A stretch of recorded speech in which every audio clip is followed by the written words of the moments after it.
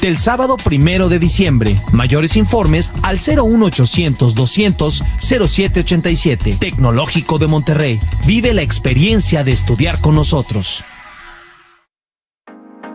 A ti que estás escuchando este mensaje, te informamos que tienes derechos como audiencia. Pero, ¿en qué consisten estos? Pues en recibir contenidos que reflejen el pluralismo ideológico, político, social y cultural y lingüístico de la nación. En recibir programación oportuna que incluya diferentes géneros que respondan a la expresión de la diversidad y pluralidad de ideas y opiniones que fortalezcan la vida democrática de la sociedad, entre otros más. Para hacer valer estos derechos, existe el defensor de audiencias, quien es el responsable de recibir, documentar, procesar y dar seguimiento a las observaciones, quejas, sugerencias, peticiones o señalamientos de las personas que componen la audiencia. Si piensas que en algún programa de Frecuencia Tech han vulnerado tus derechos de audiencia, puedes contactar al defensor a través del email en defensor@frecuenciatech.com.mx o en el teléfono 8117 53 39 63. ¿Sufres de estrés crónico? ¿Te irritas o molestas rápidamente? ¿Te desesperas con facilidad? ¿Sientes tristeza crónica o depresión? Entonces el curso de reducción de estrés basado en mindfulness es para ti, en el cual te enseñamos a vivir el aquí y el ahora sin perderte en el pasado o futuro que te angustian y te desgastan. Basado en el modelo de la Universidad de Massachusetts e impartido por el Dr. Javier Gutiérrez Ornelas en las instalaciones del Hospital Zambrano Elion. Para mayor información, comunicarse al 8888-0601 y 8888-0600. Aprende a vivir una vida plena practicando mindfulness. Cupo limitado. ¿Te gustaría emprender en educación? ¿Has pensado en desarrollar aplicaciones, plataformas, innovaciones curriculares, diseños de nuevas escuelas o bien desarrollar materiales didácticos? El Tecnológico de Monterrey te invita a conocer la nueva maestría en emprendimiento educativo, en donde tendrás la oportunidad de obtener el grado mientras generas experiencias de emprendimiento nacionales e internacionales. Informes en emprendimientoeducativo.mto@itesen.mx o a través de Facebook como Maestría Emprendimiento Educativo TEC. Si buscas variedad y calidad de contenidos, solo sintoniza el 94.9 en FM. Frecuencia Tech. Conciencia en la radio. Porque tienen demasiada gente, demasiados recursos, demasiada publicidad, que no sabemos de dónde sale tanto dinero. Lucrar con el tema de la seguridad no es posible. Se mordió la lengua al decir que dijo ayer de Nuevo León. Alegoría política. Contrastando opiniones. Reinventando lo público. Mi opinión es esta: si en su casa no le enseñaron a respetar, que lo enseñen en la casa. Redacta, respeto, y la verdad. Alegoría política. Con la justicia.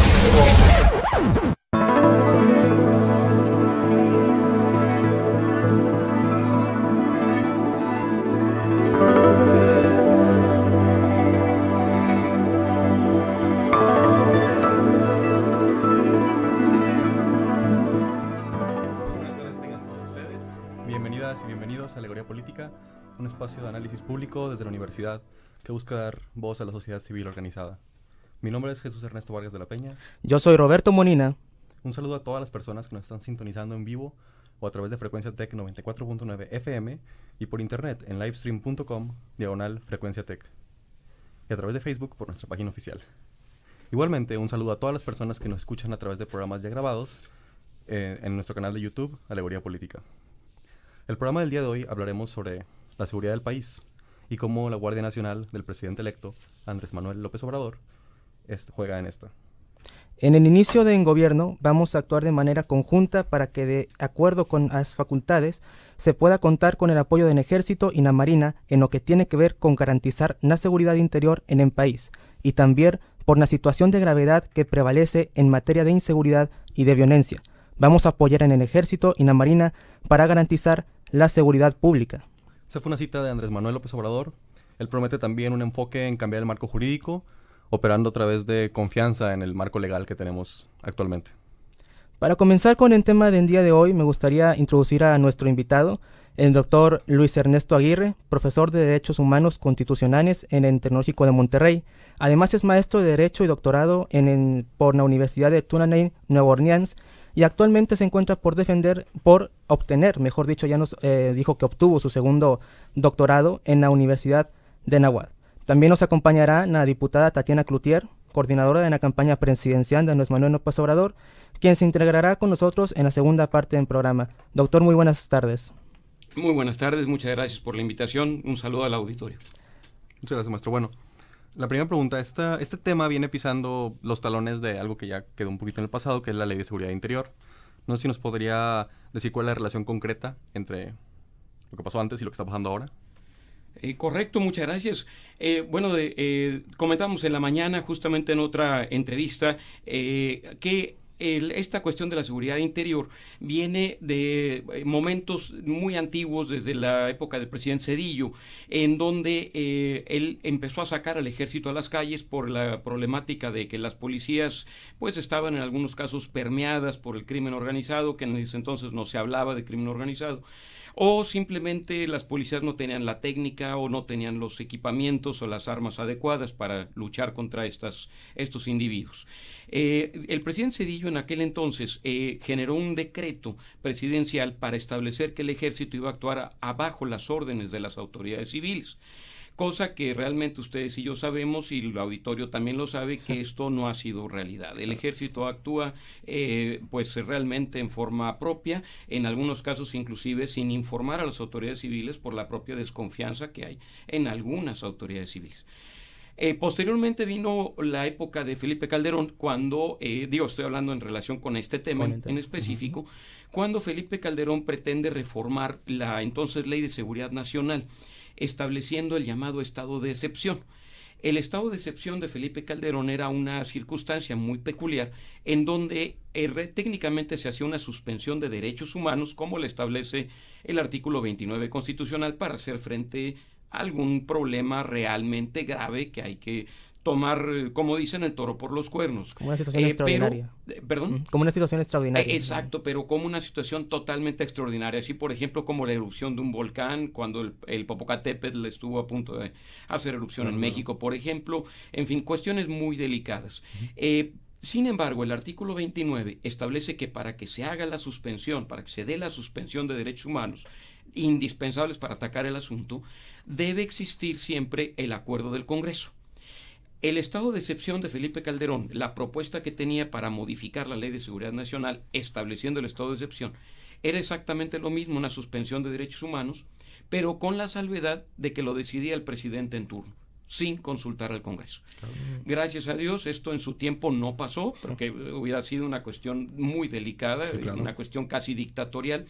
Y posteriormente en este tema viene la famosa Ley de Seguridad Interior, que establece el presidente Peña Nieto, técnicamente pasando sobre a fuego y toro sobre todas las premisas que los organismos de derechos humanos de México y del mundo entero decían, no, es muy peligroso. Parte del conflicto que hay con esta ley, precisamente, es que el ejército tiene una razón de actuar, una razón de ser. Y esa razón de ser involucra justamente proteger al país completo. Proteger, digamos, la seguridad nacional del país, protegernos de enemigos externos, enemigos internos en todo caso, pero actuando siempre con la defensa con la defensa de México al exterior, básicamente. Recordemos que en los Estados Unidos, por ejemplo, constitucionalmente el ejército no debe actuar dentro de Estados Unidos. Es bien interesante que una restricción constitucional dentro de Estados Unidos actúa la Guardia Nacional, que es un organismo militarizado, pero no es el ejército en realidad. Es una policía apertrechada, pero no es el ejército, ni son miembros del ejército que simplemente les cambiamos una cachucha. Parte del conflicto precisamente de meter al ejército en funciones de policía es que el ejército está diseñado, está creado y está pertrechado e instruido para cuestiones radicalmente distintas que la seguridad pública. Y eso es un tema muy importante, porque de hecho se ha hecho hincapié en la diferencia de los términos de seguridad pública y seguridad nacional. Es que correcto. Actualmente no han usado como un sinónimo, pero realmente tiene un significado diferente que lo que nos está explicando. Es totalmente correcto. La hermana Consuelo, que maneja administrativamente y que es la fundadora de CADAC, Ciudadanos en Apoyo a Derechos Humanos, ha luchado muchísimo porque se entiendan estas cuestiones, la diferencia semántica entre seguridad interior Interior y Seguridad Pública y Seguridad Nacional. Son 3 elementos radicalmente distintos que se plantean por parte del gobierno como si fueran casi sinónimos, sí, y no lo son. Y qué bueno que tocas, Roberto, el asunto de la semántica, porque uno de los grandes problemas que tenemos en México, particularmente en el México reciente, es que hay palabras que no nos gustan porque suenan muy feo. Entonces, en lugar de usar esas palabras, mejor utilizamos palabras que nos gusten más para hacer... Un poquito más light. Exactamente, para darle un poquito un eufemismo. Un eufemismo, exactamente, para hacer más sencilla la expresión. Por ejemplo, ahora con el crimen organizado, pues ya no se usa la palabra secuestro, se usa la palabra levantón. Entonces suena menos grave que un secuestro, cuando en realidad, en toda forma, es un secuestro. Bueno, me refiero justamente a la semántica porque tenemos que entender, bien importante, que la semántica, el significado de un ejército y el significado de la palabra policía son radicalmente distintos. Es decir, si estamos hablando de semántica española, por supuesto, de semántica del español. El ejército precisamente viene del latín exercitus y involucra, de hecho, la instrucción o defensa o ataque militar. Militar, palabra clave. Claro. Militar involucra el arte de la guerra. No estoy hablando de Sun Tzu, por supuesto, ¿verdad? Pero estoy hablando de lo que la Real Academia de la Lengua nos distingue por la semántica. El arte de la guerra, no tenemos mucho que decir. Hay que recordar que, como bien lo dice el dicho típico mexicano, en la guerra y en el amor todo se vale. Bueno, fuera del dicho, precisamente en la guerra, hay que tomar posiciones en beneficio del país y esas posiciones se tienen que tomar a como dé lugar. Un soldado tiene que seguir las instrucciones de la autoridad porque eso beneficia al país en principio. Entonces, ¿ese sería el papel que juega la Guardia Nacional aquí en México? El ejército. ¿Un puente? El ejército, no, claro, pero en un futuro. No, esa es la cuestión precisamente, que se pretende poner al ejército en funciones de policía, pero es lo que quería comentar con el asunto de la semántica. El ejército es una cosa y está entrenado para una cosa. Sí, claro.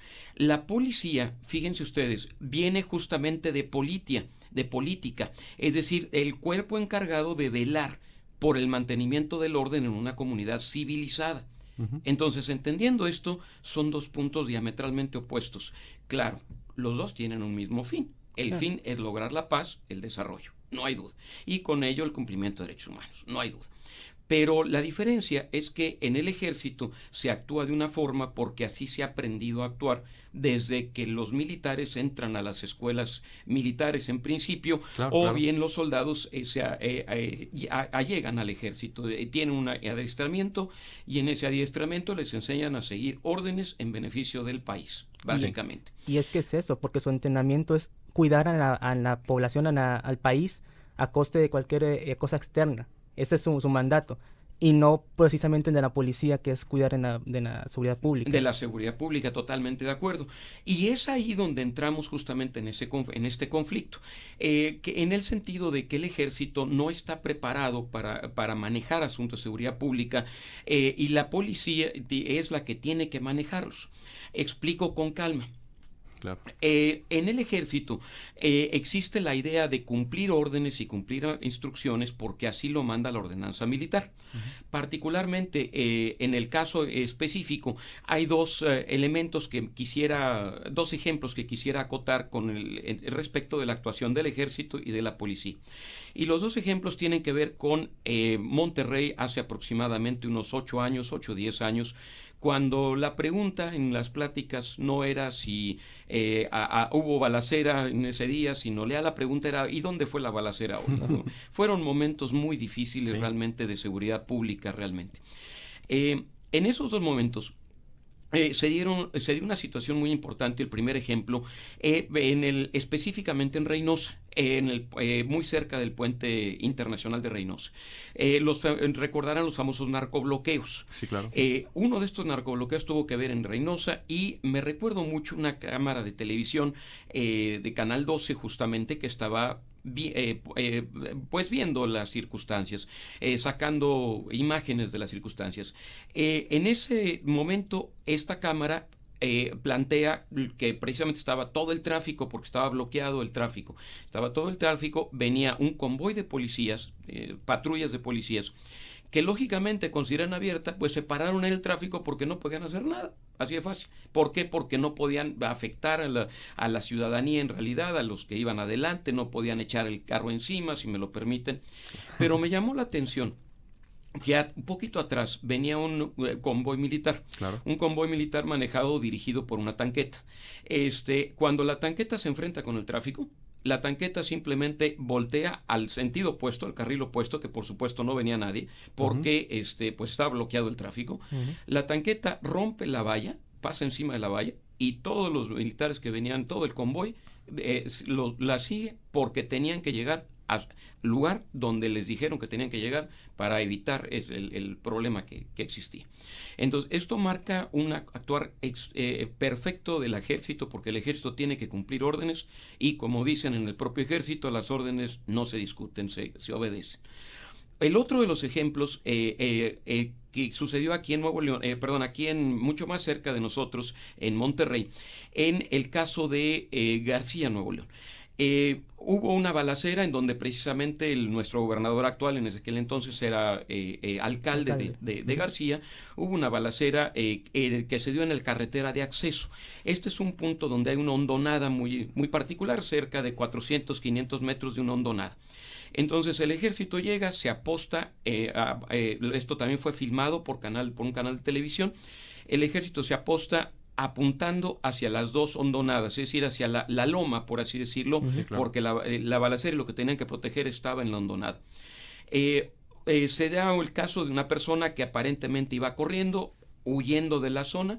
El comandante, el militar a cargo, todo esto fue filmado, insisto, por Canal 12, el militar a cargo le grita algo al soldado, el soldado que estaba apuntando hacia la loma previendo que llegara algún convoy enemigo, narcotraficantes, crimen organizado, quien fuera. El militar que estaba apuntando a la loma para para fortalecer ese lugar, simplemente voltea su arma de cargo, le dispara a la persona en la pierna y vuelve a voltear el arma de cargo hacia la loma. Es decir, el militar tenía que cumplir una instrucción. Y la instrucción era, esta persona no puede huir, se acabó. Entonces, estos son dos actuares muy claros, televisados, que nos manejan que en el ejército las órdenes no se discuten, las órdenes se cumplen. Y ya Luisa Arbour, que fue comisionada de los derechos humanos de la ONU, alta comisionada, desde hace ya muchísimos años nos decía al mundo entero que cuando entra el ejército, las violaciones a derechos humanos se incrementan. Esto es un hecho y ha sido perfectamente claro en México con el denominado índice de letalidad. Este índice nos ha demostrado que es un índice que hace la UNAM y que ha sido referido tanto por Carmen Aristegui como por Proceso, entre otras publicaciones. Y el índice de letalidad nos dice que cuando entra el ejército, el índice de letalidad es muy alto. Particularmente del 2008 al 2011, que fueron esas épocas, el índice de letalidad de la Policía Federal era de 2.6 muertos por cada herido en una refriega de la Policía Federal. Pero cuando entraba el ejército, era de 9.1 muertos por cada herido. Y cuando entraba la Marina, era de 17 muertos por cada herido. Claro. Entonces, esto quiere decir que, inclusive en el caso Tlatlaya, ya está determinado por el Relator Especial para Ejecuciones Arbitrarias de la ONU, que hubo orden de liquidar a las personas. Entonces, esto es algo muy serio. Es evidente que cuando entra el ejército actúa y el ejército toma decisiones porque tiene que hacerlo. La policía no. La policía es de hecho un cuerpo civil, porque debe ser civil, y ese cuerpo civil tiene que actuar en beneficio de la ciudadanía con la cachucha del cuerpo civil. El hecho de que le quitemos a un soldado un casco y le pongamos una cachucha de otro color, que en realidad es casi el mismo por los uniformes que vimos hace unos días que están proyectados, no implica que el soldado va a cambiar su forma de pensar, que el teniente va a cambiar su forma de pensar, que la coronela va a cambiar su forma de pensar. Estas personas son estudiados, instruidos para lo que deben de hacer. Y eso incluso a costa de su propia vida en beneficio de la nación. Adelante. Es que ese es en el objetivo que está en discusión.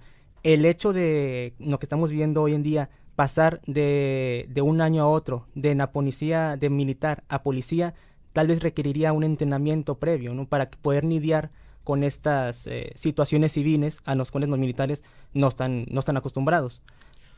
Es totalmente correcto. Sin embargo, yo preguntaría, ¿podremos con un tiempo breve cambiar la mentalidad de una persona que lleva estudiando, que lleva trabajando en una institución por más de 20 años, por ejemplo, en el caso de los coroneles, en el caso de los generales, ni se diga, por más de 30 años? ¿Podemos cambiarla de inmediato? Aquí para esta pregunta me gustaría hacer una especie de maqueta. Y la maqueta es muy sencilla.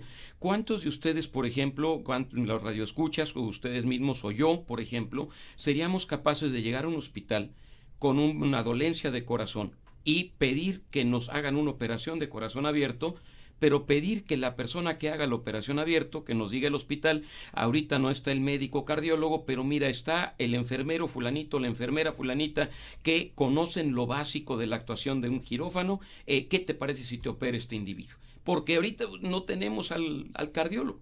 Bueno, pues, ¿cuántos de ustedes dirían, órale va, pues, aunque sea el que me opere? Pues yo creo que con esta maqueta dejamos un poquito más en claro la función. Parte del problema también de las instituciones castrenses está en que a veces las decisiones que se toman son decisiones muy tajantes. Por ejemplo, cuestión de recordar simplemente al artículo 21 constitucional, donde dice que las instituciones de seguridad pública serán de carácter civil. Y, sin embargo, ¿cuántas militares en retiro hemos metido en instituciones de seguridad pública? Aquí simplemente en Nuevo León, cuestión de acordarnos que el propio gobernador del estado actual pidió al Congreso cambiar los requisitos para ser director de la Policía Ministerial, porque quería meter a un militar en retiro como director de la Policía Ministerial. Entonces le cambió el requisito, por ejemplo, de que fuera licenciado en Derecho para que pudiera acceder militar en cuestión de retiro. Pero esto, decía yo ahorita... Maestro, sí, esto claro. se da en un clima de desconfianza en la población, ¿no? Porque después de todos estos años, de 2 años para acá, que la violencia ha explotado en la sociedad, ya en la sociedad empieza a no tener tanta confianza en la policía y sí en los militares, y por eso se da este hecho. Totalmente de acuerdo. Y ahí la pregunta sería entonces, ¿tendríamos que reformar a la policía o tendríamos que meter al ejército? Otra maqueta, porque a veces con las maquetas es mucho más fácil de entender las cosas. ¿Qué pasaría, por ejemplo, si yo fuera empresario en un momento determinado y yo mismo sé que mi guardia privada a la que le estoy pagando para que proteja mi empresa son los que me están robando, por ejemplo, o son los que están creando merma, o son los que están haciendo algo indebido? Entonces, ¿qué pasaría si yo como empresario, tomaría la decisión de contratar otra guardia quizás más elaborada para que cuide a los guardias a los que les estoy pagando, que sé que me están robando? No. O mejor cambiaría esos guardias por otros guardias, que a los que sí les pudiera tener confianza. Claro. Y ahí es justamente a donde queremos llegar. Queremos llegar a una institución policial con confianza, con confiabilidad. Pero ¿qué tenemos que hacer para ello? Pues fundamentalmente lograr básicamente acabar con la impunidad. Muchos sabemos que las policías, existen policías que actúan bien y que ponen su vida en riesgo por hacer las cosas bien, no hay duda de ello. Pero existen también policías que hacen las cosas indebidamente y que muchas personas sabemos de esas circunstancias, o al menos presuponemos de esas circunstancias. Por ejemplo, simplemente al entender la forma en la que vive una persona. Todas las personas pues vivimos de un sueldo determinado con una circunstancia determinada. Y si un policía que tiene un salario, por ejemplo, de 12,000 pesos al mes, a los que le tenemos que restar Isteleón, impuestos, en fin, claro, impuestos, pues de repente nos resulta con que tiene una camioneta último modelo que vale 800,000 pesos. Bueno, pues, pero, claro, no pensaríamos mal, ¿verdad? Lo primero que le preguntaremos es si heredó. Por supuesto, pudo haber heredado o pudo haber ganado la lotería. Pero si no se dio así, pues la pregunta es cómo con un sueldo de 12,000 pesos menos impuestos puede adquirir un vehículo, por ejemplo, de 800,000, o puede adquirir inmuebles que pueden llegar a valer millones de pesos. Y surge una duda que ya está más arraigada en la sociedad, ¿no? Que sería corrupción, lo que usted dice negligencia, sería más reformar, tal vez hacer exámenes a los policías, tal vez de alguna manera tener más segura con la confianza en ellos, darle confianza en la sociedad, en ellos, de alguna manera. Una sugerencia muy importante, como bien lo dices, es efectivamente estos exámenes de confiabilidad que en cierta manera funcionan, y digo en cierta manera porque muchos exámenes dependen incluso hasta del nervio de la persona o de los nervios que pudiera tener la persona, y pueden dar resultados erróneos. Por ejemplo, el grafólogo, se me ve el nombre del aparato que mide justamente las respuestas, se me ve el nombre ahorita. No se me ocurre. Polígrafo. El polígrafo, gracias, Kemal. El polígrafo puede depender, inclusive, puede tener errores a partir incluso del nerviosismo de la persona y dar falsos positivos en un momento determinado. Pero más allá de recapacitar a las policías, porque las policías están capacitadas en muchos momentos y conocen lo que deben hacer, pero más que ello, la idea es acabar con la impunidad. En México, particularmente en Monterrey, refería yo a la madre Consuelo hace un momento, en CADAC, Ciudadanos en Apoyo a Derechos Humanos, ella refería más de 500 querellas por desaparición forzada de personas solo en Monterrey. Y esto de CADAC, nada más como un organismo específico de ellos. Y ella refería que solo existió una convicción de culpabilidad, es decir, solo un caso de más de 500 llegó a juicio, y fueron policías ministeriales que fueron convictos, es decir, sentenciados por la desaparición forzada de un individuo. Pero estos policías ministeriales en segunda instancia salieron inocentes por cuestiones de tecnicismos legales. Yo me preguntaría si solamente CADAC emite o procura o persigue 500 querellas por desaparición forzada de personas y solamente una llega a juicio, pues la señal que se está mandando a las policías es: tú puedes hacer lo que quieras porque nadie te va a perseguir. Y eso a su vez nos va a crear más problemas. Pero fíjense ustedes, ¿qué pasaría si metiéramos al primer policía a prisión, al segundo, al tercero, al cuarto? ¿Y qué pasaría precisamente cuando de verdad se entienda que hay una intención real de perseguir criminales aún enfundados en uniforme de policía? Y eso es muy interesante, doctor, porque no sé si nos podría ampliar sobre el marco legal que en estos momentos habla sobre estos temas, sobre castigar. Claro que sí. El propio artículo 21 constitucional establece clarísima la función de la policía ministerial y de las policías de seguridad pública a nivel federal, estatal y municipal. Aquí también el 115 nos habla de que la policía del municipio debe estar al mando del cabildo del municipio, y el 116 nos habla de que en la cabecera estatal la policía debe estar al mando del gobernador o gobernadora del estado. Sin embargo, decíamos ahorita, en relación a estadísticas muy claras, en específico en Estados Unidos, por ejemplo, que siempre lo tenemos como la panacea, en donde todo funciona de maravilla. Bueno, pues fíjense que realmente no. Las propias estadísticas nos dicen que casi el 50% de las denuncias en contra de policías de todo tipo, desde policía estatal, los troopers, policías municipales o policías de condado, el 50% de denuncias que hay en contra de los policías terminan en una convicción. Lo que quiere decir entonces que incluso en Estados Unidos, casi el 50% de policías denunciados por exceso de fuerza o por alguna circunstancia, incluso quedan impunes. Pues lo vivimos hace menos de 3 semanas cuando supimos en México que el famoso policía fronterizo que disparó en contra de un joven de 16 años que le aventó unas piedras, disparó con fuerza letal, con una pistola y lo mató, salió inocente, salió declarado inocente en la apelación. Claro. Entonces, existen esos casos. El problema es que en México los casos son mucho menores. Insisto, CADAC mencionaba justamente de más de 500 querellas, solamente una convicción de culpabilidad a policías ministeriales en primera instancia.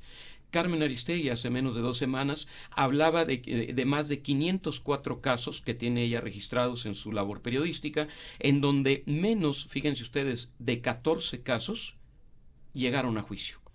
Entonces, eso está mandando una señal clara a la policía de que tiene patente de corso, como se le llama, y eso es algo muy delicado. Si se evita eso, evidentemente podríamos tener una policía que realmente siguiera la ley. Muchas gracias, doctor. Creo que ha quedado muy bien delimitado el tema. En estos momentos pasaremos a una pausa comercial. Regresaremos para tocar en tema con la diputada Tatiana Cloutier. Nos esperamos.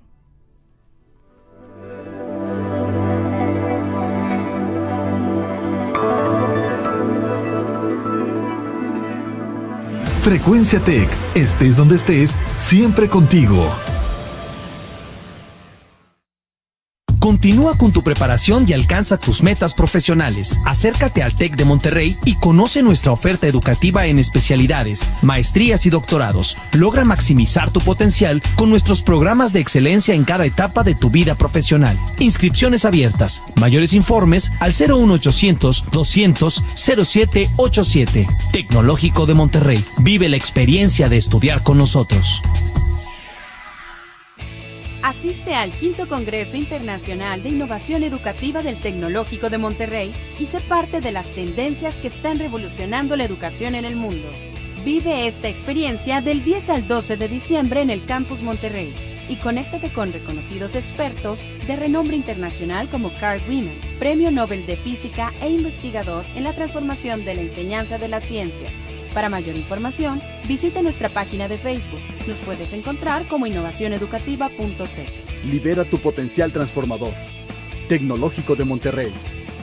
La defensiva de Dallas luce como una de las más sólidas de la NFL, pero tendrá un gran reto al enfrentarse a Drew Brees, que comanda una de las ofensivas más potentes de la liga. Jueves 29 de noviembre, programa previo 6:50 p.m., patada inicial 7:20 p.m. en Frecuencia Tech 94.9, la casa de los Vaqueros de Dallas. Presentado por Yellow Entertainment. Música, arte, entretenimiento, cultura, información. Esto y más solo en XHTEC 94.9 FM.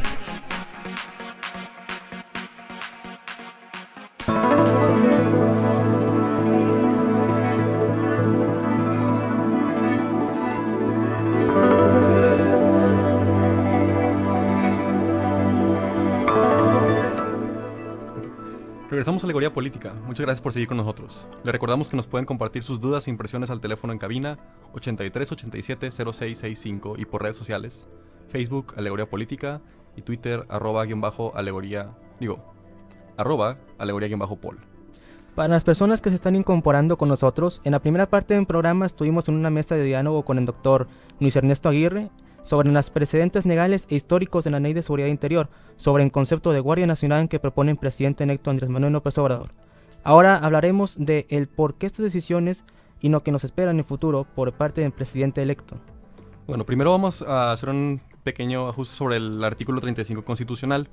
En una de sus subsecciones menciona que no podrán ser objeto de consulta popular la restricción de los derechos humanos reconocidos por esta Constitución, los principios consagrados en el artículo 40 de la misma, la materia electoral, ingresos y gastos del Estado, etcétera, etcétera, seguridad nacional y la organización, funcionamiento y disciplina de la Fuerza Armada Permanente. Ahora, este domingo ya tuvimos una consulta y se promete que vamos a tener otra específicamente sobre este tema de la Guardia Nacional. Y pues lo que yo quiero saber, doctor, si nos puede ayudar, es ¿por qué se prevé que en la consulta popular vayamos a votar todos a favor de que se haga una Guardia Nacional? ¿Y por qué estamos dejando que eso suceda si tenemos esto en la Constitución? Muy buena pregunta. Esto ya se aleja del derecho y entra en el terreno de la política, pero tiene que ver efectivamente con la idea de legitimizar una decisión. La idea de hacer una consulta popular, que en realidad pues es una consulta micro realmente para los 90 millones de mexicanos del padrón electoral. El hecho de que haya votado menos del 0.01% del padrón electoral pues implica en estas consultas, implica algo muy delicado, máxime cuando se ha mencionado que las preguntas tienen una visión dirigida específicamente. Ha habido incluso hasta memes, si me lo permiten, en donde pues se pregunta, ¿qué prefiere usted, la Guardia Nacional o prefiere matar gatitos bebés? Pues por supuesto, es un chiste, un poco tendenciosas. Totalmente. Entonces, cuando hacemos preguntas de ese tipo, podemos entrar en un conflicto serio. Pero parte de lo que platicábamos ahorita sobre el manejo de la policía, el propio señor Durazo, futuro secretario, nos ha especificado que en esta idea de Guardia Nacional que existe, tienen la intención de poner policías militares, policías navales y policías federales. Hago la aclaración, policías federales sí son policías, es decir, son civiles educados básicamente en la idea de la policía, de labores policiales o labores de gobernanza, de pacificación y gobernanza. Pero el caso particular de la policía militar, hay que recordar que de acuerdo a la Ley Orgánica del Ejército, el cuerpo de policía militar como tal, en su artículo 109, establece básicamente las funciones policiales, pero dentro del Ejército, con toda la dinámica castrense. Pero hay que aclarar algo muy curioso. El artículo 111 dice que a falta de policías militares como tales, es decir, policías militares específicamente como tales, cualquier cuerpo del ejército puede entrar en funciones de policía militar.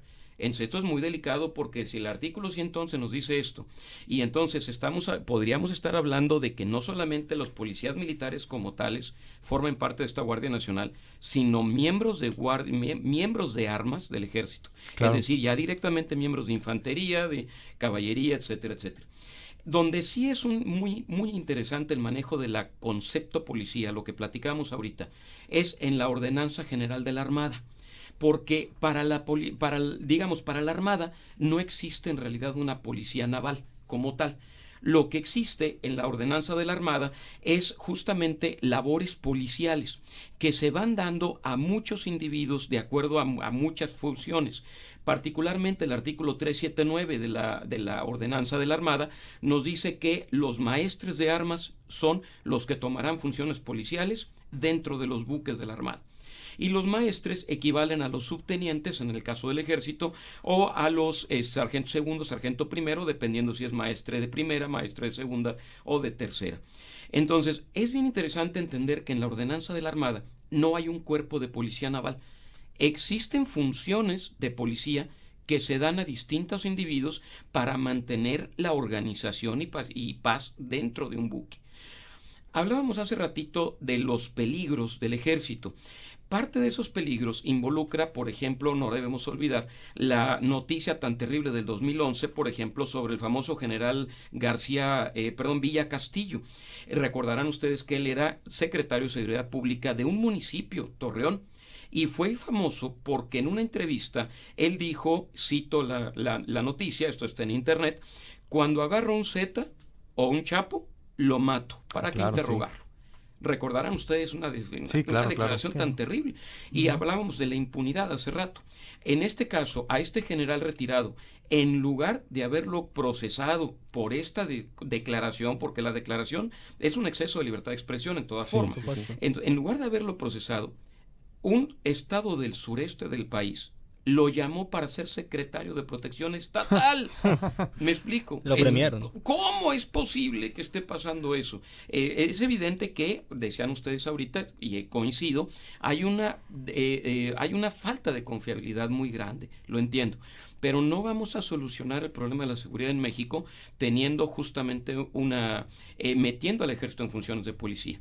Debemos recordar que a menos de 500 metros de esta unidad de transmisión, se asesinó hace 8 años a 2 estudiantes de excelencia del TEC de Monterrey, y a estos 2 estudiantes se les hizo pasar por narcotraficantes, por criminales organizados, para pues salvaguardar el hecho de que se había pasado la mano. Claro, y si no hubiéramos sabido nada, hubiera pasado lo que dijo el chico que mencionó. Exactamente. Otro ejemplo también es el famoso caso Otilio aquí en Monterrey.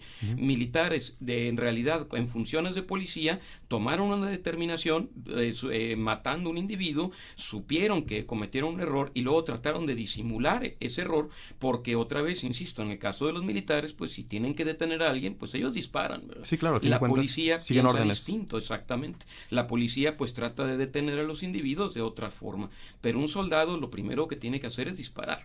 Claro. Entonces, el caso Otilio fue icónico en Monterrey. Y aquí no, hay que también hacer un paréntesis, no estamos tampoco hablando también manden a los cuerpos militares, no, de simplemente manera. Siguen su idea, su puesta de proteger a la nación.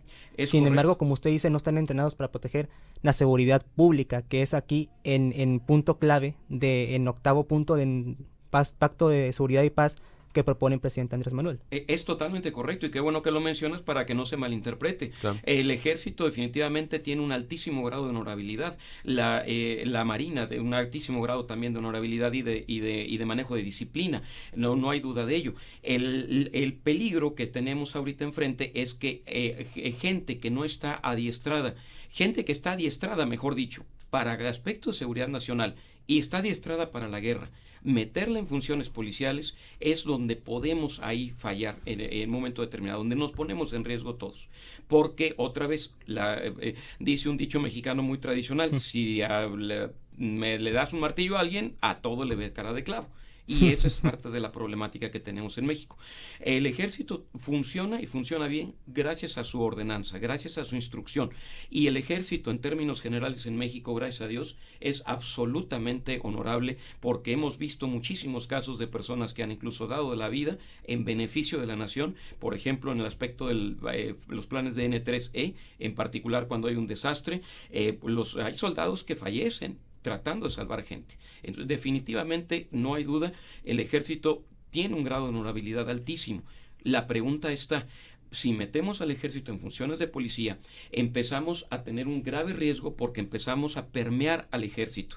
El crimen organizado ha permeado a las policías para tener canonjías, como bien lo sabemos todos, pero también nos lo han dicho las audiencias de Nueva York en relación con todo este gran capo del crimen organizado en México. Pues hemos sabido de este control y de este permeo de las policías.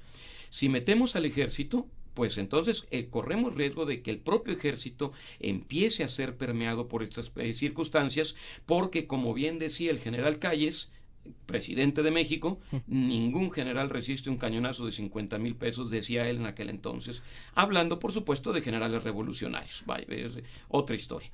Pero recordemos que como humanos, pues somos corrompibles, como lo decía Aristóteles en un momento determinado. Ahora, maestro, qué bien que toca ese tema de si permearía en las militares, precisamente para que nos explique esto que ha sido propuesto por el presidente Andrés Manuel, el presidente electo. ¿Nos podría explicar qué el marco legal es en que sostiene en la propuesta de seguridad y paz del presidente? Porque la bancada de Morena habla mucho sobre que esta propuesta es para darle un marco legal a las instituciones militares. ¿Bajo qué términos nos podría explicar? Es una muy buena pregunta. Esta tiene su eco precisamente desde hace muchísimos años, y tiene su eco también en los medios de comunicación más reciente. Cuando se habla de la Ley de Seguridad Interior, muchos comunicadores nacionales que tienen, como decía Juan Pablo II, que fue un gran teólogo, independientemente de ser un ministro religioso muy importante en el mundo, era un teólogo muy reconocido, y él decía que los comunicadores debían tener un compromiso con la verdad para evitar ser instrumentos de manipulación. Y durante toda la época del manipuleo de la Ley de Seguridad Interior, digamos del cabildeo, de la Ley de Seguridad Interior, muchos comunicadores nos dijeron eso, es que hay que darle un marco regulatorio al ejército porque el ejército no tiene marco regulatorio. Totalmente falso. El ejército tiene un marco regulatorio muy claro en la Constitución del 17, y el marco regulatorio está en el artículo 129. El ejército tiene que proteger justamente la seguridad nacional del país, y para ello el ejército tiene que estar en los cuarteles apertrechado y preparado para que en todo momento exista la posibilidad de echar mano de ellos, de utilizar este instituto armado con todo el entrenamiento que tiene para enfrentar una amenaza de seguridad nacional. Eso no hay duda. Pero eso de que no hay marco regulatorio es totalmente falso. Inclusive leía yo en la mañana una declaración de un diputado. Ahorita nos va a hablar justamente la diputada Cloutier sobre esta circunstancia, más lo que se está tratando en la Cámara. Pero me gustaría únicamente mencionar una frase de un diputado. El militarismo, dice, es algo que ataca a las instituciones civiles de una manera tan radical que llega a destruirlas por completo. Y este diputado se llamó Alberto González, pero fíjense que aunque pareciera una declaración de ayer de un diputado, claro, en realidad esta declaración fue de un diputado constituyente. Esta declaración la dieron en Querétaro, cuando se constituyó la Constitución, si me permiten el término, de 1917. Y en época de salir de una guerra. De la guerra, exactamente. De hecho, la idea de la Constitución del 17 fue pacificar al país. Venustiano Carranza, como entonces primer jefe del ejército constitucionalista, lo que quería era pacificar al país porque estábamos saliendo de una guerra. Y lo primero que tenía que hacer era darle un marco muy claro al ejército. El ejército debe volver a los cuarteles y estar ahí para cuando de verdad lo necesitemos. Yo lo que me quedo en mi cabeza es, entonces, ¿por qué toda esta conversación nacional de que el país no se puede pacificar? Porque hay muchos intereses en juego. Particularmente, diría yo, uno de los intereses más importantes está en el manejo de los últimos presupuestos, técnicamente los últimos 3 presupuestos federales, en donde se establece, para que se den una idea, un presupuesto federal mayor al Ejército, solamente a la Secretaría de la Defensa Nacional, no estoy hablando de la Secretaría de Marina, solamente a la Secretaría de la Defensa Nacional, se le da más presupuesto federal, fíjense lo que voy a decir, que a todo el poder legislativo junto y a todo el poder judicial junto. Entonces, si a una sola Secretaría de Estado le estamos dando un presupuesto que equivale a todo el presupuesto, a más de todo el presupuesto conjunto del Poder Legislativo Federal y el Poder Judicial Federal, quiere decir entonces que hay un juego de intereses muy importante. Y no estoy hablando de un juego de intereses al interior del ejército únicamente, por supuesto. Estoy hablando de un juego de intereses que conlleva muchísimos recursos materiales. Sí, claro, y lógicamente con los recursos materiales, capacidad de decisión, capacidad de actuar. Sí, algo a nivel nacional ya. Exactamente. Entonces, si quisiéramos efectivamente darle mayor prevalencia a la paz, pues, ¿qué pasaría si le diéramos mucho mayor presupuesto al Poder Judicial o mucho mayor presupuesto al Poder Legislativo para que el Poder Legislativo tenga asesores adecuados que de verdad conozcan y que de verdad puedan enseñarle a nuestros diputados y diputadas lo que significa su puesto como un contrapeso del Poder Ejecutivo, no como un apoyo sencillo, incondicional al Poder Ejecutivo, sino como un contrapeso del Poder Ejecutivo. Sí, yo me quedo pensando en situaciones como Estados Unidos, que la mencionamos hace poco, o Europa, o situaciones latinoamericanas, en donde ellos han tenido situaciones muy similares, han tenido que tomar decisiones sobre qué hacen con sus presupuestos y cómo manejan sus ejércitos. Es correcto. Y, por ejemplo, en Estados Unidos, pues tenemos la situación donde allá están al orden del día los tiroteos en las escuelas. Es correcto. Y sin embargo, aunque estén al orden del día, la policía actúa y actúa de momento. Y tienen justamente organismos de reacción militarizados, porque no son militares, pero sí tienen un entrenamiento militar y usan armas de alto calibre, armas de uso que llamaríamos en México de uso exclusivo del ejército. Pero estos organismos policiales estadounidenses entran cuando de verdad tienen que entrar. Claro. ¿Me explico? El policía de reacción es un policía común, no es un policía que traiga un rifle de alto poder, vamos. El policía insisto, de reacción inmediata. Sí, y simplemente capacitados para reaccionar a esas situaciones. Exactamente, ¿verdad? Y capacitados para proteger civiles, sí, más que para proteger posiciones en particular. Que los militares, pues, es lo que hacen. ¿Hay algún otro contexto así o precedente histórico del cual podamos tomar algo de sabiduría? Claro que sí, por ejemplo, el caso de Chile, cuando Pinochet, nos ha hablado López Obrador justamente y algunos defensores de esta idea de la Guardia Nacional en México, de que esta guardia funcionaría como la famosa gendarmería francesa o que funcionaría como la Guardia Civil española. Curiosamente no han mencionado el caso de Chile, porque en Chile sí es policía militar, en realidad. Ahorita mencionamos a Chile. Pero la diferencia que hay con el caso de la Guardia Civil española y de la Gendarmerie francesa involucra que, si bien es cierto que son entidades militares de origen, es decir, entidades de entrenamiento militar de origen, están puestos a las órdenes del ministro del Interior o del presidente del gobierno. Esto significa que entonces, aunque sean soldados, están funcionando a las órdenes de autoridades civiles, cosa que en México no se daría en relación con lo que próximo secretario Durazo y el próximo presidente dentro de unos días constitucional de los Estados Unidos mexicanos ha dicho, en donde el mando operativo sería el secretario de la Defensa Nacional. Eso es algo muy delicado. En el caso de Chile, cabe hacer la mención, hay algo muy interesante. La policía militar chilena, la policía de calle chilena, es heredera de la policía militar, sí. Pero hay que tomar en cuenta que la policía militar en Chile tomó funciones de policía con el golpe de Pinochet. Claro. Lo que quiere decir que la policía militar estaba supeditada a Pinochet como jefe del Ejecutivo en aquel entonces.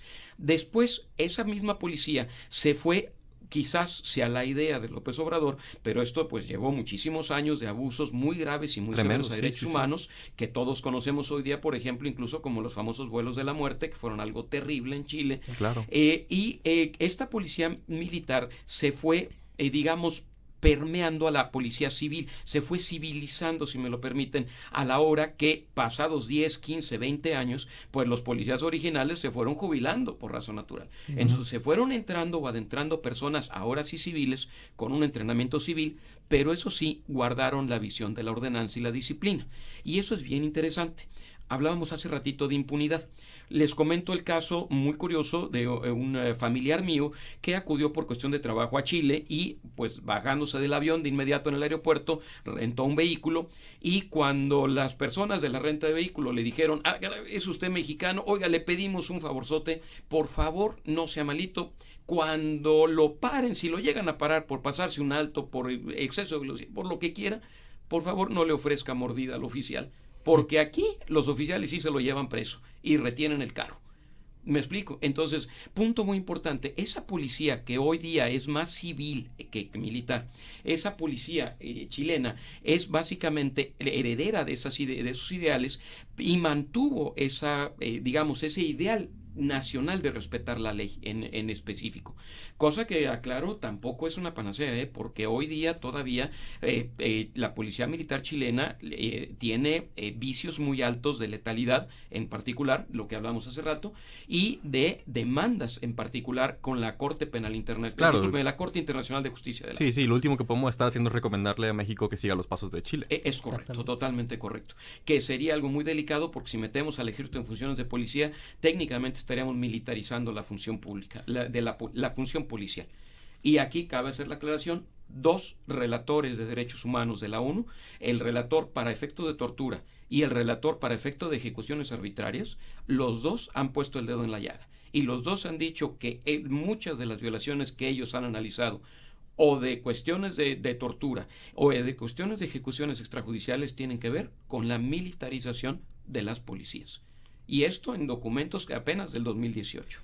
Claro, y digo, también podemos ver casos como, pues, por ejemplo, los Zetas, que propiamente no son una policía militarizada, pero pues son una rama del ejército que simplemente se salió de control. Bueno, no rama del ejército, hay que aclarar perdón.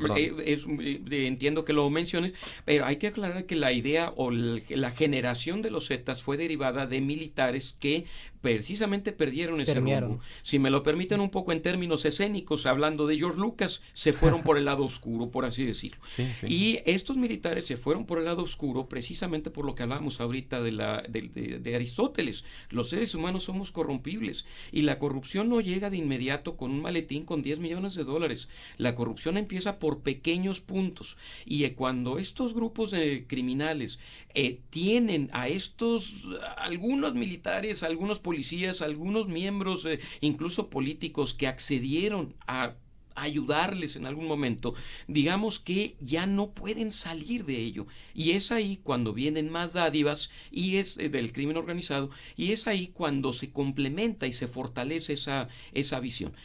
Mucho he sabido del caso de los Zetas, que fueron militares que abandonaron, de hecho cometieron un delito que fue abandonar las filas del ejército. Se me va ahorita el nombre del delito. Pero este abandono de las filas efectivamente es un delito en México, y los militares que fundaron los Zetas, con todo el entrenamiento que tenían, de hecho cometieron un delito simplemente de entrada por prestar sus conocimientos a estos individuos. Y fíjese qué importante y qué interesante, doctor, porque estamos armando ya un rompecabezas que explica lo que podría pasar en determinado caso y lo que podríamos hacer para solucionar este problema. No militarizar a la policía, sino que siga perteneciendo a civiles, pero con el entrenamiento, tal vez asesoramiento. Es correcto.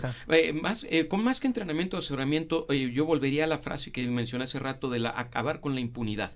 La impunidad nos dice que si nos manejamos un poquito más, ya no quisiéramos llegar a la cifra del 50%, que sería totalmente deseable, que dije hace rato sobre las policías estadounidenses, pero si subimos esta estadística, es evidente que un policía puede saber que ahora sí puede ser perseguido y entonces hacer las cosas como debe en un momento determinado.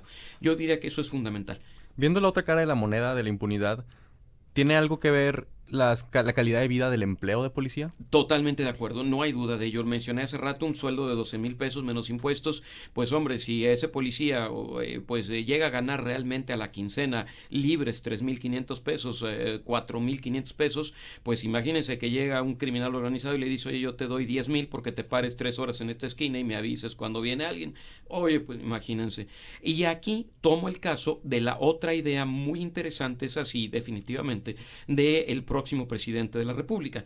Y es el caso de atacar este asunto de la seguridad pública desde muchos aspectos, desde un aspecto multifactorial, particularmente en lo que comentas, mi estimado Ernesto, que tiene que ver con elevar las oportunidades no solo de las policías y las percepciones, no solo de las policías, sino de todo el país. En otras palabras, si generamos empleos y generamos empleos pagados y los jóvenes, las personas observan que tienen un futuro en la vida civil y en la vida pacífica, respetando la ley, entonces las cosas pueden cambiar.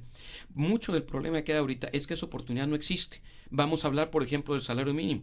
Una persona que trabaja en un crucero, por ejemplo, vendiendo chicles, limpiando vidrios, pues puede llegar a ganar en un momento determinado, vamos a imaginar, no imaginemos, perdón, de acuerdo a cifras que ha mencionado la revista Proceso, puede llegar a ganar hasta 1,500, 2,000 pesos en una semana. Y cuando esa persona le dice a alguien, oye, vente a trabajar a mi empresa 8 horas y te voy a pagar 1,500 pesos menos impuesto a la semana, pues la persona se ríe, definitivamente. Claro. Porque en el crucero, cabe la aclaración, pues trabaja 6 horas, porque no siquiera trabaja a las 8. Y además en el crucero está en una economía informal, no paga impuestos, por lo tanto el 100% del ingreso es para la persona. Y completamente autogestionado. Exactamente. Y es ahí cuando tenemos que ver que este asunto de la seguridad pública tiene que ser multifactorial, y parte de esa sí es una excelente idea del presidente electo, que ya nos mencionó desde hace mucho tiempo en sus libros, incluso en el propio libro de 2018, La Salida, la idea de atacar el asunto creando fuentes de empleo, creando la capacidad de que la gente pueda acceder a salarios verdaderamente remuneratorios y que tenga calidad, tenga poder adquisitivo, las cosas cambian, definitivamente. ¿Por qué? Porque una persona va a pensar 2 veces en irse con el crimen organizado si tengo la posibilidad de hacer las cosas bien, trabajando legalmente. Claro, crear un ambiente económico que pueda sostener esto. Exacto. Sin embargo, usted lo que mencionó ahorita es un poco contradictorio, ¿no? Porque el sueldo que percibe un policía, dijimos, 10,000 pesos, es algo pobre para el día a día. Sin embargo, a los militares, a las fuerzas de seguridad, dijo, es a los que más se les invierte parte del presupuesto. Entonces, federal. Estamos encontrando que sí hay inversión, sin embargo, no está bien utilizada. Entonces, sí hay que mejorar en crecimiento económico. Sin embargo, ahora mismo se podría también atacar este problema desde el lado, usted dijo, legislativo y de castigar precisamente a quien haga estos delitos. Es totalmente correcto. A ello me refería con la idea de que si le damos más presupuesto al Poder Legislativo para que el Poder Legislativo haga mejores leyes, y si le damos más presupuesto al Poder Judicial para que el Poder Judicial realmente pueda juzgar en un momento determinado, podríamos ayudar muchísimo a cambiar esta clase de impunidad. Y por supuesto también mayor inversión en las policías. Si a un policía, si parte de ese presupuesto que le damos al ejército lo empezamos a dirimir, a hacer llegar a los cuerpos policíacos, y empezamos a generar salarios más dignos y mejores entrenamientos de gente civil, precisamente, pues las cosas cambian. Y eso precisamente es algo que nos puede ayudar mucho a cambiar esta idea del funcionamiento del mal funcionamiento de las policías. Bueno, señor doctor, muchas gracias por acompañarnos el día de hoy. Nos ha dado un muy buena ambiente, un muy buen cuadro de lo que es este problema de seguridad en la sociedad y cómo podíamos atacarnos y cómo se está atacando en estos precisos momentos. Muchas gracias al auditorio y muchas gracias a usted por acompañarnos el día de hoy. Los esperamos en el próximo programa, en próximo martes, en punto de las 2:30. Muchísimas gracias y buenas tardes. Muchas gracias igualmente. Gracias.